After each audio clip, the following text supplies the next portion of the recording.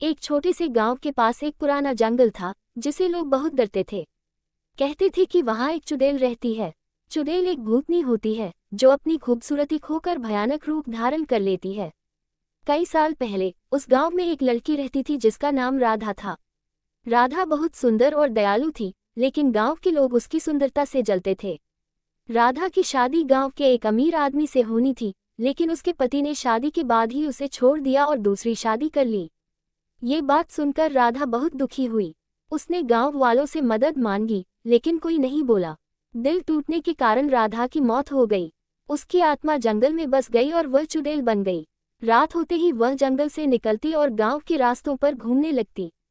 लोग कहते थे कि उसकी लंबी काली बाल, लाल आंखें और फीकी चमड़ी देखकर किसी का भी होश उड़ जाता है। जो भी उसकी नजरों में आता, वह डर के मारे चिल्लाने लगता या भाग जाता। एक दिन गांव में एक बहादुर युवक अर्जुन आया। उसने सुना था कि चुड़ैल के डर से गांव वाले परेशान हैं। अर्जुन ने ठाना कि वह इस समस्या का समाधान करेगा। उसने गांव वालों से चुड़ैल की कहानी सुनकर जंगल में जाकर उसका सामना किया। रात के समय अर्जुन जंगल में गया। जैसे ही चुड़ैल सामने आए, अर्जुन ने डरने की बजाय उससे पूछा, तुम क्यों इतने गुस्से में हो? क्या मैं तुम्हारी मदद कर सकता हूँ?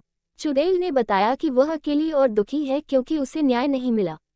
अर्जुन ने गांव वालों से बात की और उन्हें समझाया कि राधा की आत्मा को शांति चाहिए। गांव वालों ने मिलकर उसकी आत्मा की पूजा की और उसके लिए मंदिर बनवाया। धीरे धीरे चुड़ैल की आत्मा शांति पा गई और वह गांव से दूर चली गई। उस दिन से गांव में कोई भी चुड़ैल नहीं दिखाई दी और गांव वाले खुशहाल रहने लगे।